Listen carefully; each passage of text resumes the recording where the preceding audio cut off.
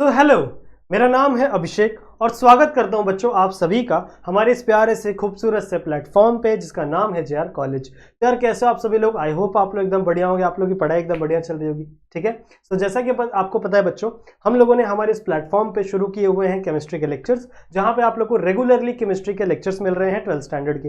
सही है, मैं ही आप लोगों को केमिस्ट्री पढ़ा रहा हूँ और मैंने ही आप लोग को बायोलॉजी भी पढ़ाई थी। तो अगर आपको उसके वीडियोस चाहिए तो आप लोग जाइए प्लेलिस्ट सेक्शन में। ठीक है, प्लेलिस्ट में आप लोग को बायोलॉजी की, फिजिक्स की, मैथ की सबके प्लेलिस्ट आप लोग को मिल जाएंगे, चैप्टर वाइज चैप्टर हर एक लेसन के। सही है, तो उसे फॉलो करिए और अपने 12th स्टैंडर्ड की स्टडीज को 4th गियर पर रखिए। ठीक है, क्योंकि देखो 12th स्टैंडर्ड में आप अगर ऐसा सोच रहे होंगे कि चलो एंड में पढ़ लेंगे, जब लास्ट का टाइम आएगा तब पढ़ लेंगे, तो ऐसा बिल्कुल भी नहीं होने वाला। क्योंकि एंड में आपको बिल्कुल भी पढ़ाई करने का समय नहीं मिलेगा। उस टाइम पे प्रैक्टिकल होंगे, असाइनमेंट होंगे, बतेर तरीके की चीजें होंगी। आपका प्री बोर्ड्स भी होते हैं ना, प्रीलिम्स बोलते हैं जिसको। ठीक है, तो वो भी होता है आपके एग्जाम में। तो उस टाइम पे आपको पढ़ने के लिए बिल्कुल भी मौका नहीं मिलेगा।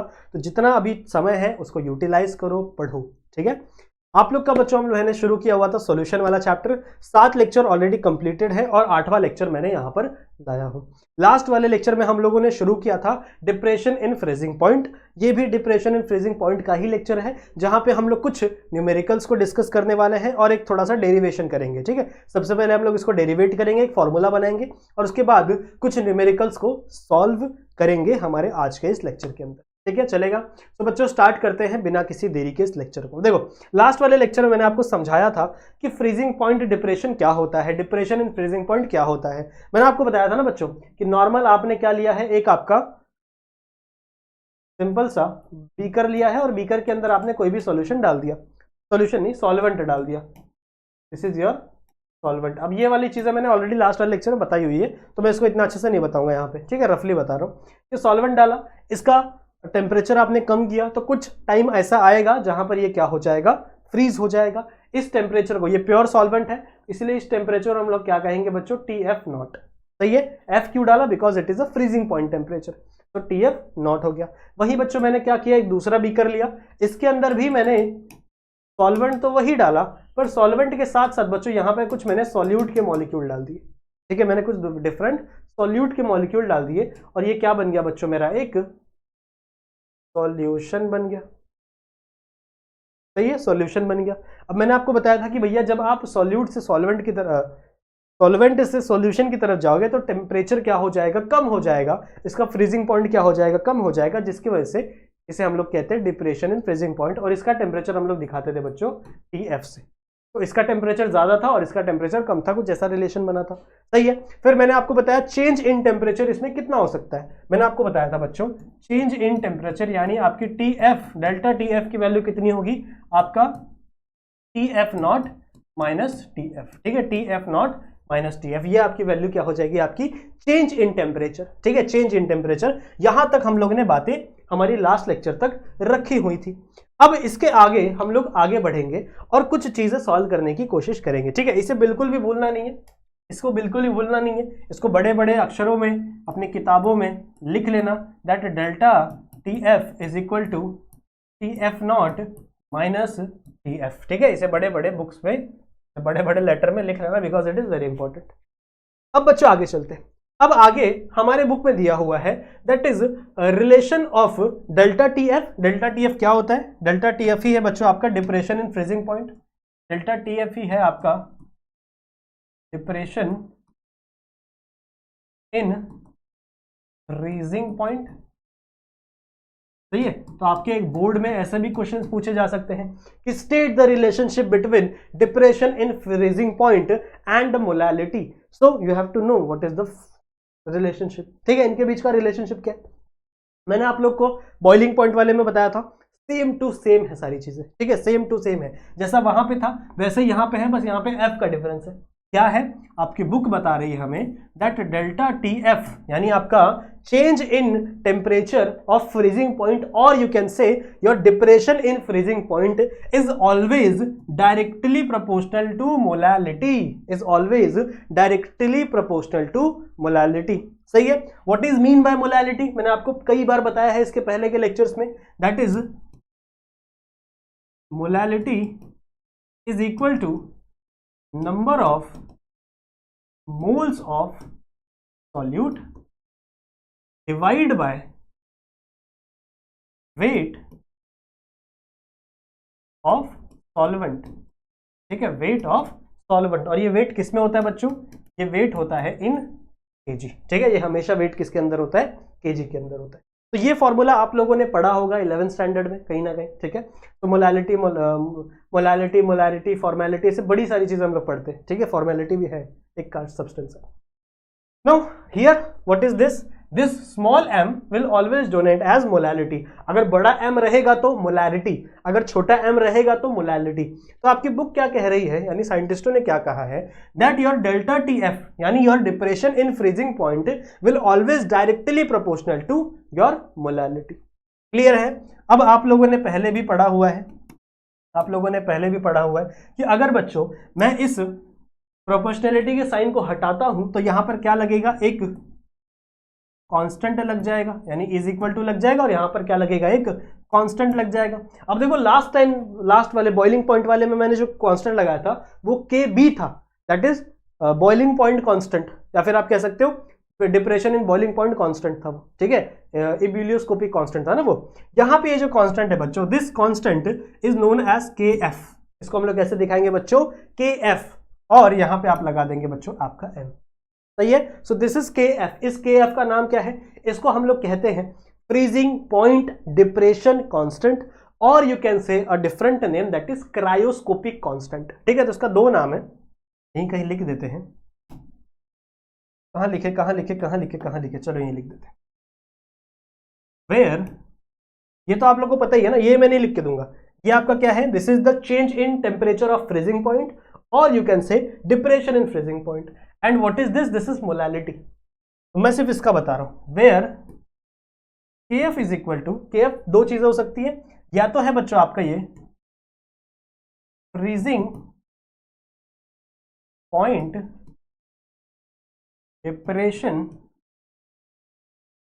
कांस्टेंट, या तो ये हो सकता है, इसका एक और नाम है बच्चों क्रायोस्कोपिक,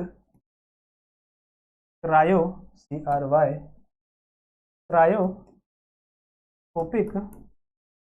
कांस्टेंट। अब देखो इस नाम के लिए तो मैं कुछ नहीं कर सकता, नाम के लिए तो मैं क्या ही करूंगा, जो आपको नाम दिया है वो आपको पढ़ना पड़ेगा, ठीक है। दो सो आपको क्या पता होना चाहिए, this KF is equal to, इसका क्या फंक्शन है, इस equal to that is freezing point depression constant, और you can say cryoscopic constant. क्या ये आपको दिख रहा है स्क्रीन में, है, हाँ दिख रहा है, ठीक है, समझ में आ गया। तो यहां तक हम लोग को चीजें समझ में आ गई। आ जाओ नेक्स्ट पेज पे चलते हैं, हाँ ठीक है। अभी यूनिट नहीं बात करेंगे, पहले हम लोग थोड़ा सा तो और बात कर ले, या फिर यूनिट की बात कर लेते, चलो next is unit of KF। KF की यूनिट क्या है, आ जाओ इसकी बात कर लेते हैं। क्या है अपना derivation, delta TF is equal to KFM, सही है। तो अगर मुझे इक्वेशन को KF के लिए बनाना पड़ेगा तो क्या करना पड़ेगा, मुझे यहाँ पे KF रखना है, सही है, ये इधर चला जाएगा, तो delta TF divide by M। अब डेल्टा TF की वैल्यू क्या होती है, डेल्टा TF यानी चेंज इन टेम्परेचर। अब चेंज इन टेम्परेचर डिग्री में और केल्विन में सेम होता है, टेम्परेचर भले दोनों अलग अलग है, पर मैं चेंज टेम्परेचर की बात कर रहा हूं, चेंज इन टेम्परेचर की बात कर रहा हूं, ठीक है। तो चेंज इन टेम्परेचर में आप इसको चाहे डिग्री सेल्सियस बुला लो चाहे केल्विन बुला लो, बोथ आर राइट, ठीक है। तो आप यहां पे लिख सकते हो डिग्री सेल्सियस भी या फिर और केल्विन, ठीक है, दोनों टेम्परेचर हो सकता है इसका। तो what is the temperature of molality, मैंने आपको बताया ना मोलालिटी का फॉर्मूला क्या होता है, मोलालिटी का फॉर्मूला होता है बच्चों number of moles of solute divide by weight of the solvent in KG. तो सॉल्वेंट का हो जाएगा केजी, और मोल्स का क्या हो जाएगा, मोल्स का मोल ही होता है, तो मोल डिवाइड बाय केजी, सही है। अब ये के ये अंदर नीचे है, नीचे साइड है डिनोमिनेटर में, तो ये न्यूमिनेटर में चला जा सकता है, सही है। तो कैसा हो जाएगा मल्टी, इसका वैल्यू इसका हो जाएगा बच्चों, या तो एक हो सकता है आपका degree Celsius kg mole inverse, this is also right, or you can say Kelvin kg mole inverse। किसका यूनिट है ये बच्चों, ये यूनिट है आपके KF का। What is KF, KF is a cryoscopic, और यू कैन से यहाँ पे एक्स्ट्रा सी है, ठीक है, this is the cryoscopic constant, और you can say freezing point depression constant. समझ में आ गई बात? So this is the unit of KF. Take a screenshot बच्चों, ले लिया? तो यहां तक चीजें आपको समझ में आ गई हैं। यहां तक अभी हम लोगों ने ज्यादा कुछ बात ही नहीं की। हम लोगों ने सिर्फ इतना ही कहा है बच्चों कि आपका जो रिलेशनशिप है आपके टीएफ और मोलालिटी का, वो क्या है? That is your delta TF is directly proportional to your molality. What is molality? I have already told you. उसके बाद जब आप इस प्रोपोर्शनलिटी का साइन हटाओगे तो यहाँ पे इज इक्वल टू और केएफ लगाओगे। This KF, what is this KF? This is the freezing point depression constant, और you can say it is a cryoscopic constant. Simple, very simple, very, ठीक है। फिर हम लोग बात करें बच्चों इसके यूनिट की, कि अगर आप भैया एग्जाम में क्वेश्चन आ गया कि ये फाइंड करना है, तो लास्ट में आंसर में हमें यूनिट भी तो लिखना पड़ता है ना। तो भैया इसका यूनिट क्या होगा? So unit of KF is this, that is your delta KF. ये मैंने आपको बताया, इसको हम लोग ने केएफ के लिए सॉल्व कर लिया। अब इसका यूनिट क्या होता है? डेल्टा टेम्परेचर का, मतलब change in temperature. Change in temperature आप परसेंट डिग्री सेल्सियस में भी डाल सकते हो या फिर आप केल्विन में भी डाल सकते हो, ठीक है, दोनों चलेगा। और मोलालिटी का होता है मोल्स डिवाइड बाय केजी। तो ये केजी ऊपर चला जाएगा, तो एक आपका यूनिट हो सकता है delta degree Celsius KG mole inverse, और you can say kelvin KG mole inverse. Both are correct. समझ में आ गया है? समझ में आ गया? Can we move? Okay, let's move. अब बच्चों आगे मुझे कुछ बातें और आपको बतानी है। बातें समझेंगे, सीखेंगे, तब समझेंगे, ठीक है। अब बोला मुझे ही नहीं समझा। चलो, और क्या बातें करनी है?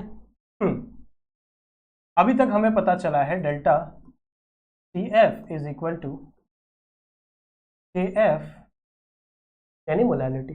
Now what is molality? Already we have discussed. What is molality? Number of moles of solute divide by number of, नहीं, वेट ऑफ सॉल्वेंट या फिर प्योर सॉल्वेंट इन केजी। सही है। अब देखो लास्ट वाले बॉइलिंग पॉइंट में भी हम लोगों ने सेम ऐसे फाइंड किया था। इसका वैल्यू निकाले थे, इसका वैल्यू निकाले थे, सही है, इसका वैल्यू निकाले थे, इसका वैल्यू निकाले थे, फिर इसको यहाँ पे पुट किया था। वही सेम चीज यहाँ पे भी करना है, वही सेम चीज यहाँ पे भी करना है बच्चों। सबसे पहले number of moles. Number of moles मतलब क्या होता है आपका? बताओ। Number of moles is equal to mass upon molar mass. किसका है? सॉल्यूट का है। तो सबसे पहले m2 डिवाइड बाय W2। नहीं, उल्टा हो गया है बच्चों, बताते नहीं हो तुम लोग हैं। W2 डिवाइड बाय M2, सही है। अपना मास, मोल्स का फॉर्मूला है ये, सिर्फ m मत लिखो, कंफ्यूज हो जाओगे। तो this is moles is equal to mass upon molar mass. Solute की बात हो रही है यहाँ पे, सॉल्यूट की बात हो रही है। सॉल्यूट के लिए हमेशा हम लोग 2 नंबर देते हैं, तो इसे it is a W2 upon. Similarly weight. अब बच्चों वेट आपको दिया हुआ है W1 का, ग्राम में दिया हुआ है। How you have to find weight? किसका फाइंड करना है? सॉल्वेंट का। तो जो W1 है वो आपको ग्राम में दिया हुआ है, उसको कन्वर्ट कर देंगे हम लोग, ठीक है। कन्वर्ट करेंगे, ये आपका 1000 ग्राम बाय केजी हो जाएगा। आपको केजी में कन्वर्ट करना ना, so you have to divide this gram by, सही है। क्या हो जाएगा? ये ग्राम में दिया हुआ, तो ये ग्राम में ग्राम कट हो जाएगा, बचा के आपका W1 और 1000, और यहाँ पे क्या आ गया आपका KG. So you get the value of your weight of the solvent. This is the weight of the solvent, and you also got the value of your moles of the solute, that is the W2 upon W1. तो इस value को बच्चों सिर्फ यहाँ पे put करो, इस value को सिर्फ यहाँ पे पुट करो, you got your answer. That is m is equal to, what is the m? ऊपर आएगा W2 M2 और नीचे क्या आएगा आपका W1 1000, ठीक है। तो थोड़ा सा भाई तो यहाँ लेके आ जाओ, सही है। अब कैसे होगा मल्टीप्लाई? ये इससे मल्टीप्लाई होगा, ये इससे मल्टीप्लाई होगा। तो हाउ योर इक्वेशन बिकम, कहाँ लिखे? यहाँ लिख दूँ, देखो W2 से कौन मल्टीप्लाई हो रहा है? 1000। सो W2 into 1000 upon M2 into W1, ठीक है, M2 इंटू W1। ये मिल गया बच्चों आपको वैल्यू। आपको क्या वैल्यू मिली? आपकी मोलालिटी की। You got W2 into 1000 divide by M2 into W1। Is this correct? Yes, is this correct? Is correct. Okay, you got the value of molality.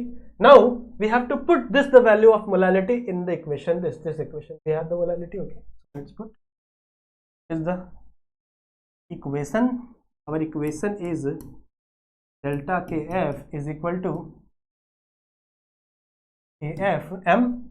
Now replace the m with the help of this, so it will become W2 into 1000 divided by m2 to W1. This is the final equation.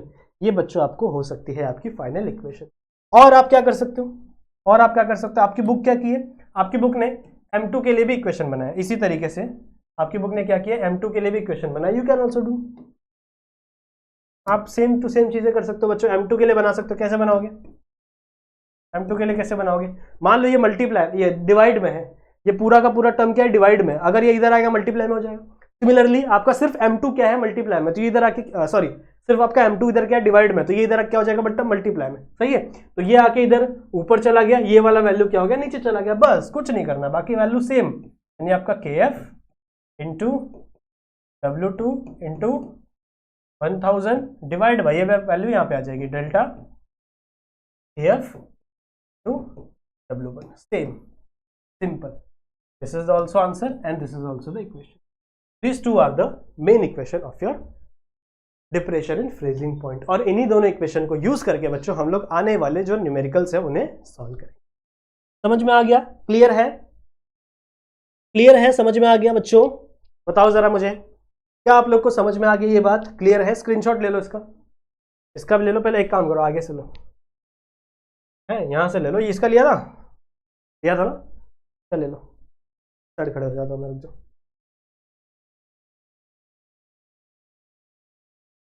Done.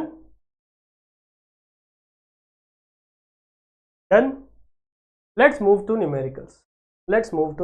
अब बच्चों ये आपकी book में दिया हुआ है problem number 2.8. ठीक है, तो अपन इसको सॉल्व करेंगे. इसके साथ साथ हम लोग ने एक एक्सरसाइज से भी न्यूमेरिकल लिया हुआ है, तो मैं आगे बताऊंगा मैं आप लोगों को. ठीक है, तो पहले हम लोग सबसे पहले इसको सॉल्व करेंगे और उसके बाद ही हम लोग आगे बढ़ेंगे. ठीक है, चलो. सबसे पहला हमारा काम होता है भैया देखना कि इसमें कौन सा फॉर्मूला लगने वाला है. देखो सबसे ज्यादा डाउट बच्चों को इसी में होता है.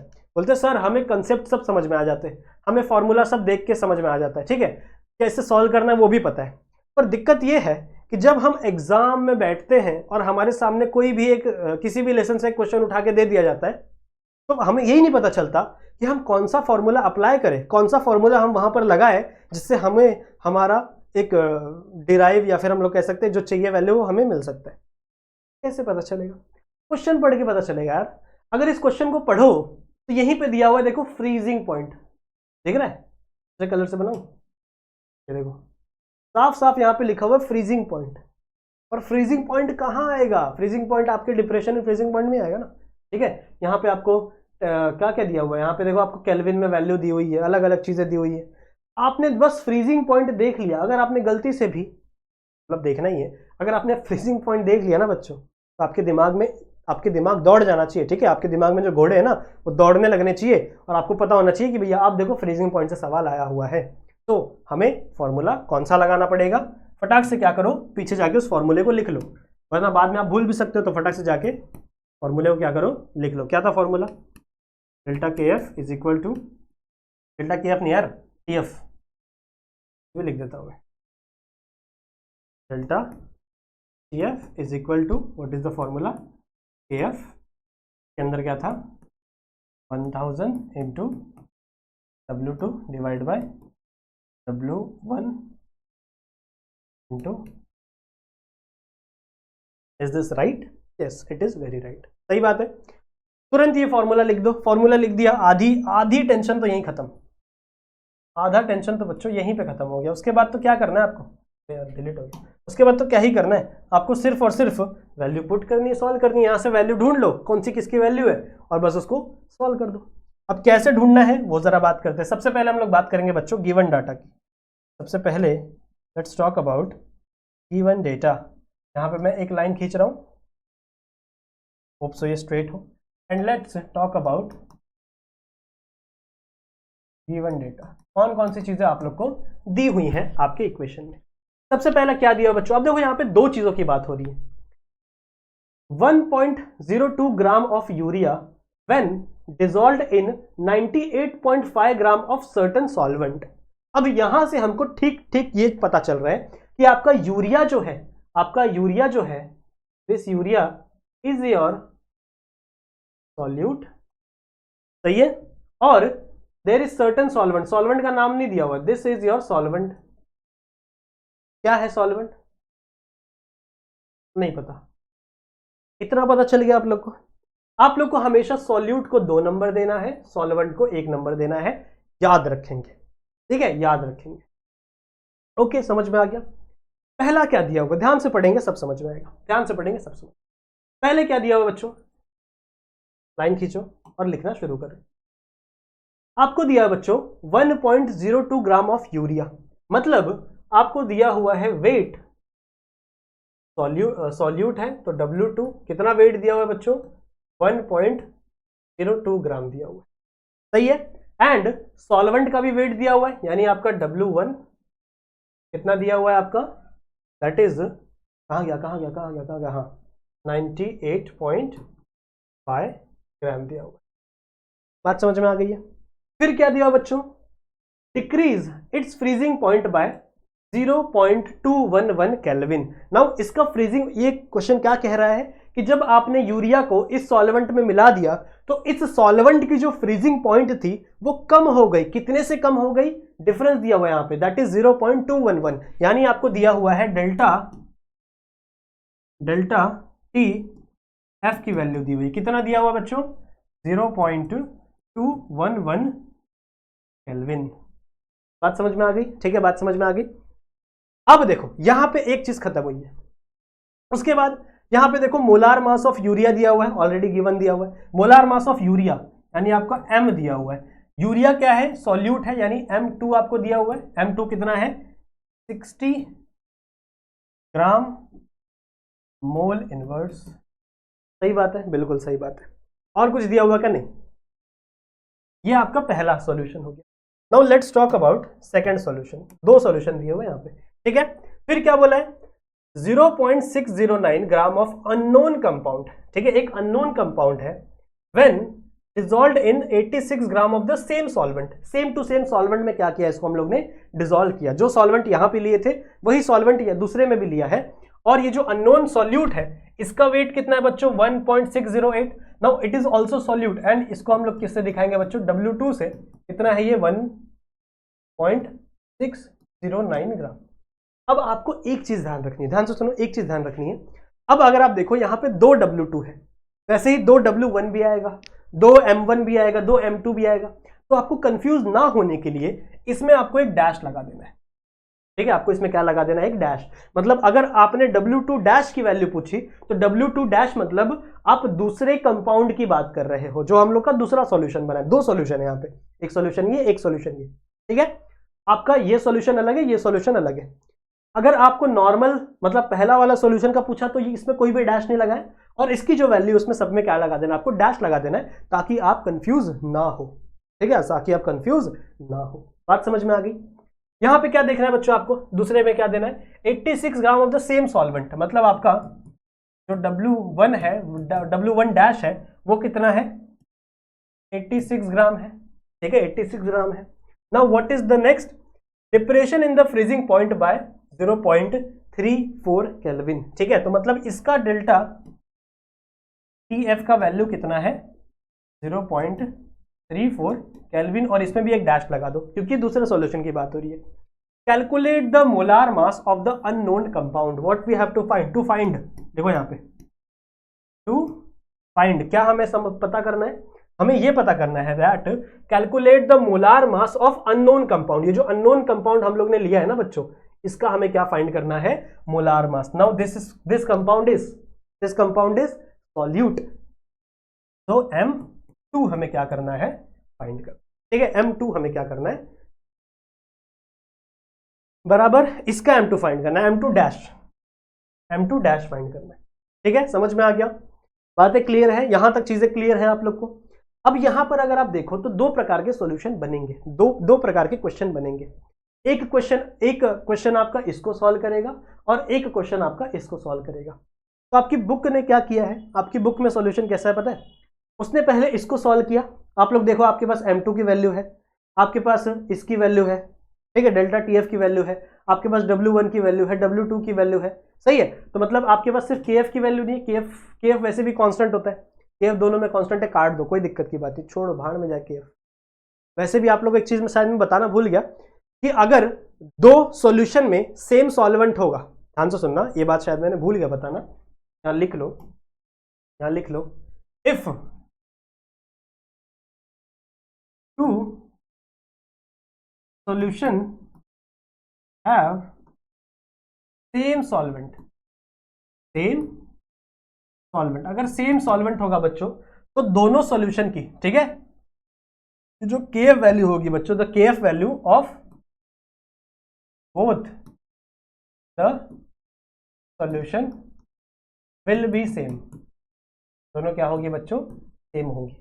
तो ये लाइन थोड़ा अपने बुक में लिख लो, हेडिंग पर डाल दो, ठीक है। क्या मैंने बोला कि अगर दो सॉल्यूशन है जिसमें सेम सॉल्वेंट है, दोनों सॉल्यूशन में क्या है, सेम सॉल्वेंट अगर दिया हुआ है तो दोनों की जो KF वैल्यू है वो क्या होगी, सेम होगी, मतलब आपका जो क्रायोस्कोपिक कांस्टेंट है वो क्या होगा, सेम होगा। तो KF तो भाड़ में जाए भैया, कोई दिक्कत की बात नहीं है, हमें ये नहीं चाहिए, बाकी सारी चीजें हैं। तो आप इस वैल्यू में डालकर आप यहां से M1 है ही नहीं ना, M1 है ही नहीं ना, तो यहां से आप क्या निकाल सकते हो, M2 भी दिया हुआ है, W1 भी दिया हुआ है, W2 भी दिया हुआ है, डेल्टा F भी दिया हुआ, हाँ तो सारी चीजें तो है ऑलमोस्ट ना। आप क्या करो, इसको और इसके सामने सामने लिखो, कैसे बता रहा हूं, सुनो बता रहा हूं क्या। इसको पहले KF के लिए बनाओ, इस इक्वेशन को रीडिजाइन करो और KF के लिए डिजाइन करो। चलो कैसे डिजाइन करोगे, KF को यहीं रहने दो, ठीक है, ये पूरी चीजें यहां भेज दो, तो ये डिवाइड में है, इधर जाके मल्टीप्लाई हो जाएगा, ये मल्टीप्लाई में इधर आके डिवाइड हो जाएगा, ठीक है। तो इक्वेशन कैसा बनेगा आपका, ध्यान से देखो, इक्वेशन कैसा बनेगा आपका, ध्यान से देखो, delta TF sorry delta TF नहीं यार, गलती से आगे चले गए हम लोग, चलो अपने को बनाना किसके लिए है, KF के लिए बनाना है, ठीक है। तो क्या हो जाएगा, डेल्टा TF इंटू आपका W1 एंड M2 बराबर है W1 इंटू M2, कैसे, ये जो नीचे वाला W1 M2 था ये मल्टीप्लाई हो गया, बचा क्या, बचा आपका बच्चों ये 1000 इंटू W1, ये क्या हो जाएगा, इधर डिवाइड में आ जाएगा, 1000 इंटू W2, 1000 इंटू W2, सही है, सही है, समझ में आ गया ये मैंने क्या किया, ये समझ में आ गया मैंने क्या किया, मैंने कुछ नहीं किया बच्चों, सिर्फ और सिर्फ इस सॉल्यूशन को, इस फॉर्मूले को मैंने KF के लिए बना लिया। सेम टू सेम मैं दूसरे वाले को भी बना सकता हूं, जो डैश वाला है, डैश वाला ही बना सकता हूं, KF is equal to delta TF dash into W1 dash into M2 dash divide by 1000 into W2 dash, सही है, ये दूसरे वाले के लिए बन गया। नाउ मैंने आपको अभी एक चीज बताई कि अगर दो सॉल्यूशन में सेम सॉल्वेंट है तो ये दोनों की KF की वैल्यू क्या होती है, सेम होती है, तो मतलब इसकी वैल्यू, इसकी और इसकी वैल्यू क्या होगी, सेम होगी, इसकी और इसकी KF की वैल्यू सेम होगी, मतलब ये पूरा इस पूरे के बराबर है, ये पूरा इस पूरे के बराबर है। तो मैं इसी चीज को कुछ इस तरीके से लिख सकता हूं, देखो ध्यान से देखो, सब समझ में आएगा। मैं इसी चीज को बच्चों कुछ इस तरीके से लिखता हूं, that is equal to delta TF dash into W1 dash into M2 dash divide by 1000 into W2 dash. समझ में आ गया क्यों मैंने ऐसा लिखा, समझ में आ गया, दोनों की वैल्यू क्यों सेम है, क्योंकि दोनों में सेम सॉल्वेंट है। देखो यहाँ पे लिखा हुआ है क्वेश्चन में, क्वेश्चन ही आपको बता रहा है सेम सॉल्वेंट है, दिख रहा है, दोनों में सेम सॉल्वेंट है, तो अगर सेम सॉल्वेंट होगा तो दोनों की KF की वैल्यू क्या होगी, हमेशा इक्वल होगी। ओके, तो आपका ये बन गया। अब कुछ नहीं, बस वैल्यू पुट करना है। डेल्टा TF की वैल्यू यहाँ पे क्या है, डेल्टा TF की वैल्यू क्या है, 0.211 केल्विन। एक एक करके वैल्यू पुट करते हैं, 0.211, सही है। अब मैं क्या बार बार पीछे जाऊँ, रुक जाओ, मैं बुक ये ले लेता हूँ, यहीं से सॉल्व करते हैं, ठीक है। चलो, तो टी एफ की वैल्यू क्या मिली, टी एफ की वैल्यू क्या मिली बच्चों, डेल्टा 211, थोड़ा अलग किया आपके बुक ने, चलो हम लोग ऐसे कर रहे हैं।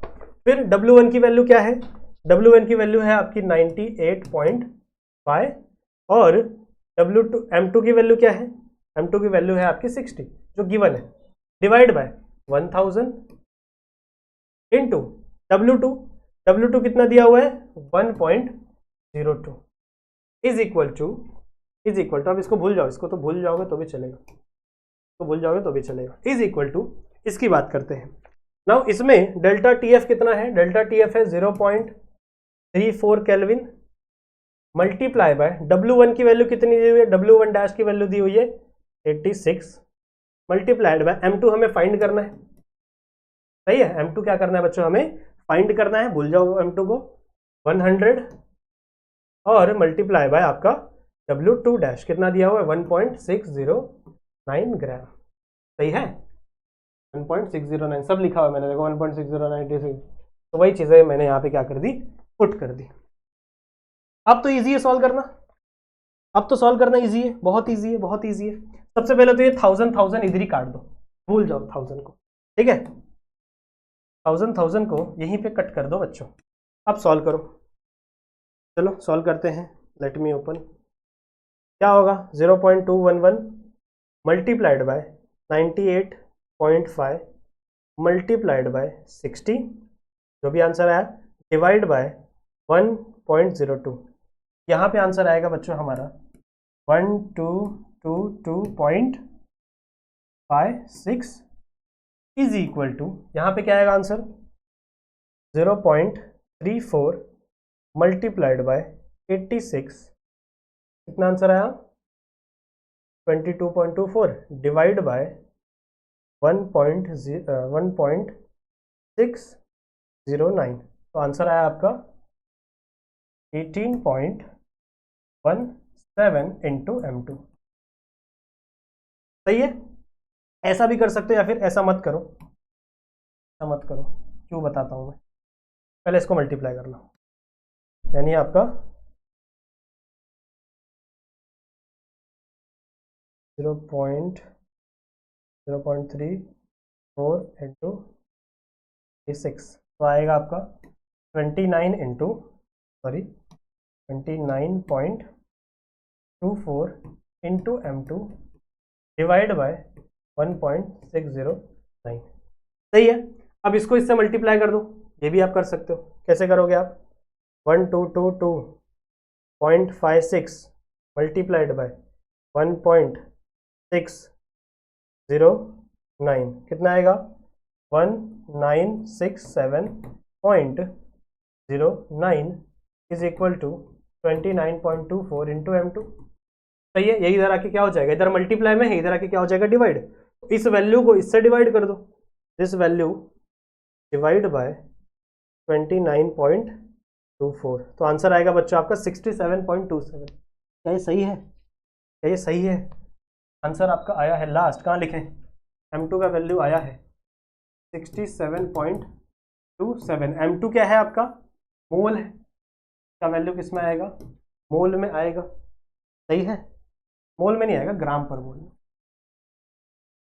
देख लो टेक्स्ट बुक में क्या दिया, टेक्स्ट बुक में 67.3, सही है ना, 2 के बाद जो भी है वही बात है, वही बात है, राउंड ऑफ करके इसको आप 67.3 ग्राम पर मोल भी लिख सकते हो। तो समझ में आ गया, ये मैंने थोड़ा फास्ट कर किया मैंने फ़ोन से, आप खुद से करोगे तो भी वही वैल्यू आएगी। आप मल्टीप्लाई करो आराम से, घर पे बैठ के आराम से 0.211 ऐसे मल्टीप्लाई करो 98.5, सही है, इसका कुछ वैल्यू मिलेगा, जिसको आप 60 से मल्टीप्लाई करो, ये 1000 सेम था मैंने इसीलिए काट दिया, सही है, समझ में आ गया।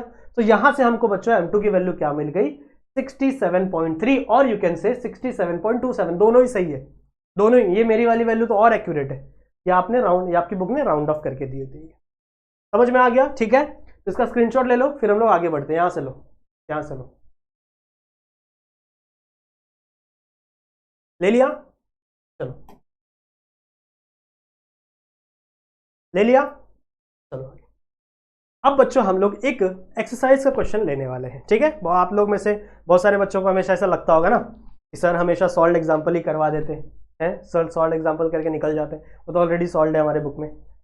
अब हम लोग बात करते हैं बच्चों एक्सरसाइज की। आपके एक्सरसाइज में 10th क्वेश्चन दिया हुआ है, ये आपके एक्सरसाइज में बच्चों 10वां क्वेश्चन दिया हुआ है, दैट इज योर, क्या दिया है, पढ़ेंगे ध्यान से, समझेंगे, एक एक चीजें समझ में आएंगी, ठीक है। देखो थोड़ा सा हार्ड है मुझे पता है, पर ध्यान से पढ़ोगे तो सब समझ में आएगा। क्या बोला है, देखो 10वां क्वेश्चन क्या है, अ 5% एक्वस सॉल्यूशन बाय मास, ठीक है, मास की बात हो रही है यानी वेट की बात हो रही है, of a cane sugar, molar mass कितना है इसका 342 gram per mole, has a freezing point at 271 kelvin, ठीक है, इसका फ्रीजिंग पॉइंट कितना है 271 केल्विन है। Calculate the freezing point of 5% aqueous glucose solution, ठीक है। अब देखो अगर आप ध्यान से देखोगे तो यहां पर दो सॉल्यूशन की बात की हुई है, जैसे क्वेश्चन नंबर अभी हम लोगों ने सॉल्व किया ना, उसी तरह से यहां पर भी दो सॉल्यूशन की बात हुई है। एक सॉल्यूशन है आपका केन शुगर का जो कि 5% कॉन्सेंट्रेशन का है, 5% एक्वस सॉल्यूशन है, दिख रहा है यहाँ पे, this is a solution and glucose is also is a solution, सही है, बात समझ में आ रही है। अब यहां पर बच्चों आप लोगों को फॉर्मूला तो वही यूज करना है जो फॉर्मूला अभी हम लोग ने बात की, सेम फॉर्मूला। तो सबसे पहले फॉर्मूला लिख लेंगे ताकि कोई डाउट ना हो, रेड पॉइंट से नहीं लिखेंगे, वाइट से लिखेंगे, है मेरा मन ना। तो delta T F is equal to A F multiplied by 1000 into W2 divide by M1, नहीं गलत हो गया, M2 into W1, this is the right formula, I hope, let me check, कभी कभी हो जाती है गलतियां। W2 W1, यस सही है, सही है, ठीक है, फॉर्मूला आपको पता चल गया। Now how we have to solve this. सबसे पहले चैलेंजिंग चीज होती है कि आपको पता करना कि आपको दिया क्या क्या गया है। फर्स्ट आपको ये पता करना है कि आपको दिया क्या क्या गया है। तो सबसे पहला है बच्चों आपका गिवन डेटा, क्या दिया है 5% of aqueous solution, 5% of aqueous solution by mass मतलब बाय वेट, ठीक है, वेट में 5% है आपका केन शुगर, मतलब 5% सॉल्यूट है और बाकी का बचा सॉल्वेंट है। बात समझ में आई? क्या लिखा है बच्चों यहाँ पे लिखा है 5% एक्वस सॉल्यूशन है, ठीक है, सॉल्यूशन बनता ही सॉल्यूट और सॉल्वेंट से, तो 5% एक्वस सॉल्यूशन यहां पे दिया हुआ बच्चों बाय मास, तो मतलब आपका वेट है, ठीक है, किस पे लेना है आपको, वेट से लेना है। इसका वेट अपन क्या आएगा, अगर आप W2 की बात करो, what is mean by W2, weight of solute कितना है 5 gram, because it is by weight, और बचा हुआ क्या होगा, सॉल्यूशन होगा, सॉल्वेंट होगा, तो W1 इज इक्वल टू 95 ग्राम। समझ में आ गया, इतना समझ में आ गया। फिर क्या बोला है बच्चों, molar mass of this cane sugar, इसका जो केन शुगर का मोलार मास है, मोलार मास ऑफ, इसका मोलार मास कितना दिया बच्चों आपको 342 ग्राम पर मोल, मतलब आपका सॉल्यूट का मोलार मास कितना दिया हुआ है, M2 कितना दिया हुआ है, that is your 342 gram per मोल, इतना दिया हुआ है, और इसका has a freezing point at 271 kelvin, मतलब ये जो सॉल्यूशन है इसका फ्रीजिंग पॉइंट कितना है 271। सॉल्यूशन के फ्रीजिंग पॉइंट को हम लोग किससे दिखाते हैं, डेल्टा से नहीं भाई, इसको हम लोग दिखाते हैं बच्चों TF से। TF कितना है यहाँ पे 271 केल्विन, समझ रहा है, बात समझ में आ रही है, जैसे लिख दो 271 केल्विन। ये हो गया पहले सॉल्यूशन की बात, पहले सॉल्यूशन में इतना इंफॉर्मेशन है हमारे पास। Now let's talk about second solution जो कि आपका ग्लूकोज का सॉल्यूशन है। नाउ इसने क्या बोला, calculate the freezing point of 5% aqueous glucose solution. ये भी क्या है आपका, ये भी क्या है बच्चों आपका 5% ग्लूकोज का एक्वस सॉल्यूशन है। तो यहां पे भी आपकी जो W2 की वैल्यू है वो 5 ग्राम आएगी और W1 की वैल्यू है वो 95 ग्राम आएगी। ठीक है, W1 की वैल्यू 5 ग्राम आएगी, W2 की वैल्यू 5 ग्राम आएगी और W1 की वैल्यू 5 ग्राम 95 ग्राम आएगी। ठीक है, कंफ्यूजन ना हो, देखो यहाँ पे भी W2 यहाँ पे भी W2, कंफ्यूजन ना हो इसके लिए हम लोग यहाँ पे एक डैश लगा देते हैं, यहाँ पे भी एक डैश, यहाँ पे भी एक डैश। तो जहां पे डैश की बात होगी वो ग्लूकोज की बात होगी, ग्लूकोज सॉल्यूशन की, जहां पे नॉर्मल की बात होगी वो आपके शुगर केन शुगर की बात होगी। बात समझ में आ गई।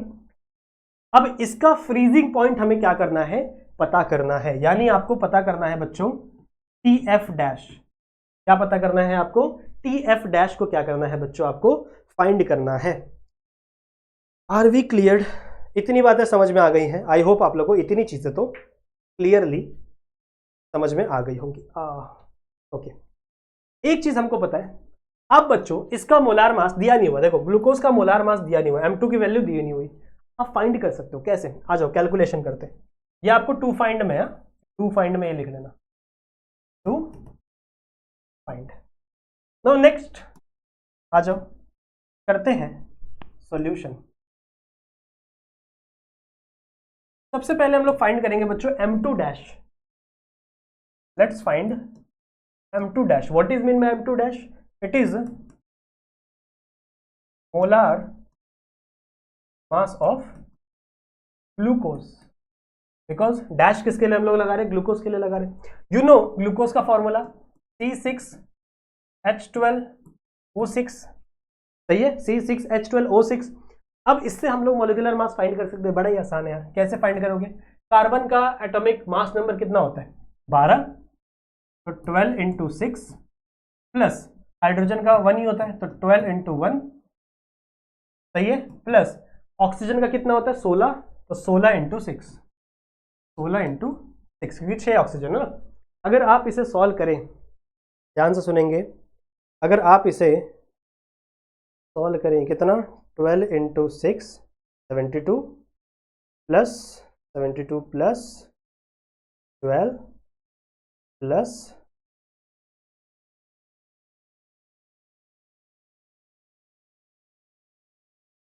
ओके, तो द आंसर इज 180।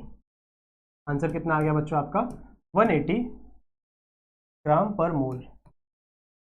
ठीक है, आंसर कितना आ गया आपका 180। तो मतलब आपको M2 की वैल्यू भी यहां से मिल गई, you got the value of your. Now what is next. अब बच्चों आपको अगला क्या करना है जरा वो ध्यान से सुनिएगा।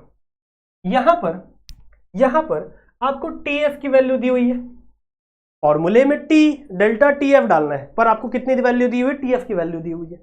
और यहां पे आपने क्या किया, शुगर केन लिया, शुगर केन में सॉल्वेंट क्या, पानी होता है। ठीक है, तो आपको फ्रीजिंग पॉइंट क्या करना पड़ेगा, इसको माइनस करना पड़ेगा TF नॉट से, और TF नॉट ज्यादा होता है कितना 273। ठीक है, कितना होता है आपका 273.15 बोलते, जो भी बोलना बोल सकते हो। तो सबसे पहले हम लोग क्या निकालेंगे बच्चों, delta TF। First of all you will find the delta TF। क्या होता है TF नॉट माइनस TF, सही है। TF नॉट क्या है, आपका सॉल्वेंट क्या है, पानी ही रहेगा, शुगर केन में क्या पानी है, तो यह हो जाएगा आपका 273.15। इसको माइनस कर लो किससे, 271 से, आपको दिया हुआ है ना, आपको दिया हुआ है ना TF की वैल्यू, तो TF की वैल्यू कितनी है 271 आपको यहां पर दी हुई है बच्चों। ठीक है, तो यहां पे आपको वैल्यू मिल जाएगी आपकी 2.15 केल्विन आपको मिल गया डेल्टा TF। ठीक है, you got the value of delta TF that is 2.15। सही है, अब इस फॉर्मूले का यूज करके आप देखो आपके पास क्या क्या वैल्यू मिल गई। अब थोड़ा एनालाइज करो, आपके पास इसकी बात कर रहा हूं मैं, आपके पास इसकी वैल्यू है, आपके पास इसकी, इसको तो हम लोग काट देंगे भैया, दोनों सेम है, कुछ मतलब नहीं, इसको काट देंगे। ठीक है, आपके पास इसकी इसको जरूरत नहीं है, इसको भी काट देंगे। W2 है, M2 है, W1 है, ये अभी फाइंड कर लिया, तो मतलब इसके पास हमारी इसकी पूरी की पूरी वैल्यू आ चुकी है।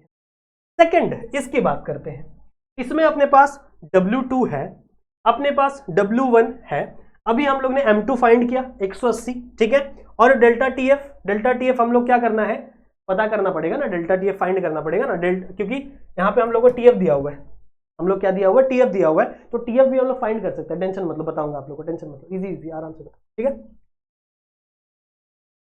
Delta TF dash is equal to TF not minus TF, sorry TF not minus TF dash dash डाल दो, ये तो है अपने पास 273 केल्विन, ये भी मिल गया अपने को, अब ये भी मिला, तो उससे अपन ये नहीं निकाल सकते?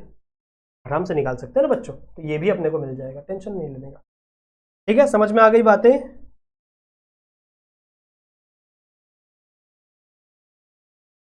समझ में आ गई बातें? ठीक है, सबसे पहले हम लोग किसकी बात करेंगे? सबसे पहले हम लोग बात करेंगे बच्चों अपने डेल्टा टी एफ डैश की। डेल्टा टी एफ डैश अपन फाइंड करते हैं। चलो आ जाओ आ जाओ आ जाओ, यहाँ पे करें, एक और आगे करते हैं, चलो। या फिर एक बार एक ही साथ लिख लेते हैं ना, क्या करना है, दिक्कत ही क्या है? एक ही साथ बच्चों हम लोग क्या कर लेते हैं, सॉल्यूशन को ही एक ही साथ कर लेते हैं, क्योंकि डेल्टा टी एफ अपन लास्ट में फाइंड करेंगे ही ना। ठीक है, चलो ऐसे लिख लेते हैं। क्या बनेगा आपका? के एफ के लिए बनाएंगे अपन इक्वेशन। के एफ के लिए इक्वेशन कैसे बनेगी, मैंने आपको ऑलरेडी सिखाया हुआ है, अभी लास्ट वाले क्वेश्चन में किया था आपने। के एफ के लिए इक्वेशन कैसे बनाएंगे हम लोग? इस के एफ को यहीं रहने दो, इसको इधर लेके जाके मल्टीप्लाई कर दो, इसको लेके इधर जाके डिवाइड कर दो, तो क्या हो जाएगा? Delta T F M2 W1 delta T F into M2 into W1 divide by 1000 into कितना आएगा? W2। सही है। सिमिलरली सेम सॉल्वेंट है तो दोनों का सेम हो जाएगा, delta T F dash into M2 dash into W1 dash divide by 1000 into W2 dash. ठीक है, what we have to find? We have to find the value of TF not, ये not नहीं, sorry, आपको find करना है value TF का, ये not नहीं, ठीक है, जाएगा क्या? हाँ, आपको फाइंड करना है बच्चों TF का। तो TF की वैल्यू फाइंड करने के लिए आपको सबसे पहले डेल्टा TF फाइंड करना पड़ेगा, बस उसको 273.15 से मल्टीप्लाई करना है। तो सबसे पहले आप किसको फाइंड करोगे? यहाँ से डेल्टा TF को फाइंड करोगे। सही है, आ जाओ करते, आ जाओ बच्चों, बड़ा ही आसान क्वेश्चन है यार, कुछ नहीं है, एकदम चिंदी है। डेल्टा TF की वैल्यू कितनी है? अभी हम लोग ने निकाला, डेल्टा TF की वैल्यू कितनी है? 2.15। एक एक वैल्यू को ध्यान से पढ़े डालेंगे अपन, ठीक है। 2.15 मल्टीप्लाइड बाय M2 कितना है? M2 कितना है भैया? M2 है 342 ग्राम, 342 लिख दो सर, 342। W1 कितना है? 5, W1 आपका ये है ना 95 डिवाइड बाय 1000 इंटू, सही है, सही है, क्लियर है, दिक्कत कोई नहीं। फिर उसके बाद सिमिलर तरीके से बच्चों आप दूसरे का भी लिखोगे, सिमिलर से तरीके से आप दूसरे का भी लिखोगे। इसका कितना वैल्यू है आपको? अभी M2 मिला, M2 दिया मैंने आप लोग को कितना? 180। कहाँ निकाले थे? यहाँ निकाले थे, कहाँ गया? यहाँ निकाले थे, हाँ, तो ये आपको मिल गया 180। ये आपको फाइंड करना है डेल्टा TF डैश के बाद W1 कितना है? 95 डिवाइड बाय 1000 इंटू, ठीक है, 1000 इंटू 5। सही है, कोई दिक्कत यहाँ तक? कोई दिक्कत नहीं। इसे काट दो, इसे काट दो, ये 1000 है, इसे काट दो, इसे काट दो, कोई दिक्कत है? कोई दिक्कत नहीं। सॉल्व करो, आ जाओ फटाफट सॉल्व करो, मजा आने वाला है। सबसे पहले सॉल्व करो इसको, आ जाओ कैलसी खोल लो। मैं थोड़ा फास्ट करता हूँ क्योंकि लेक्चर जल्दी खत्म करना है। 125 इंटू 342 इंटू 95, जो भी आंसर आया उसको डिवाइड बाय 5, तो you will get 13970.7 something like this is equal to, क्या आएगा बच्चों? 180 मल्टीप्लाई बाय 95। सही है, तो कितना आएगा? 17100 into delta TF dash divide by 5। सही है, ये 5 इधर डिवाइड में इधर क्या हो जाएगा? मल्टीप्लाई, तो ये वाली जो वैल्यू उससे 5 से मल्टीप्लाई कर दो, तो 1313970.7 मल्टीप्लाई बाय 5, कितना आंसर आया आपका? 69.853 आता है, और उसको इससे डिवाइड कर दो, डिवाइड बाय 17100, तो answer you will get something like 4.085 is the value of delta TF dash. ठीक है, ये आपको किसकी वैल्यू मिली है बच्चों? आपको डेल्टा टी एफ डैश की वैल्यू कितनी मिली है 4.085। ये आप खुद से भी करके देख सकते हो, आपको इतनी ही वैल्यू मिलेगी। सही बात है, सही बात है, क्लियर है, एकदम सिंपल है। ठीक है, अब आपको पता है, क्या पता है, delta T F dash is equal to T F not नहीं होता भाई, हाँ नॉट वाला ही है, why I am writing this T F. सही है, ये आपका फॉर्मूला है, ये शुरू में ही हम लोग ने पढ़ा था। डेल्टा टी एफ की वैल्यू अभी हम लोग ने फाइंड की, दैट इज 4.085, दैट इज 4.085। सही है, ये आपको पता करना है। ये आपका क्या होता है, टेम्परेचर किसका, सॉल्वेंट का। सॉल्वेंट क्या, वाटर, तो वाटर का freezing point 273.15 kelvin minus T F. कैसे होगा, ये इधर जाएगा प्लस हो जाएगा, ये इधर जाएगा माइनस हो जाएगा, तो T F is equal to 273.15 minus 4.085। सही है, खोलो कैलसी, 273.15 माइनस 4.085, तो you will get something answer like 269.06 kelvin. क्या ये आंसर सही है, चेक करो जरा। 269 क्या था आंसर, देखो 269.06 क्या है, देखो 269.06, एकदम एक्यूरेट, एकदम एक्यूरेट। सही है, लास्ट वाला आंसर दिया रहता है ना हमेशा। समझ में आ गया, इसका स्क्रीनशॉट ले लो फटाक से, काम आएगा बच्चों, इसका स्क्रीनशॉट ले लो फटाक से। ठीक है, तो वहां खड़े हो जाता हूँ मैं, एक सेकंड रुको, तो नोट डाउन करो फटाक से, स्क्रीनशॉट लो, ले लिया, इसका भी ले लो, ले लिया, इसका भी ले लो, done. And the last step, समझ में आ गया। एक बार और बता दूं, एक बार हल्का सा रिवीजन करवा दूं, क्विक सा। क्वेश्चन क्या था, 5% एक्वस सोल्यूशन बाय मास, ठीक है, बाय मास दिया था ऑफ द केन शुगर। ये भी एक सोल्यूशन है जिसका मोलार मास कितना दिया था आपके सॉल्यूट का, दैट इज 342 ग्राम पर मोल, और इसका फ्रीजिंग पॉइंट कितना है बच्चों 271, मतलब आपके सॉल्यूट का फ्रीजिंग पॉइंट, सॉरी सॉल्यूशन का फ्रीजिंग पॉइंट कितना है 271। फॉर्मूला लिखा, ठीक है।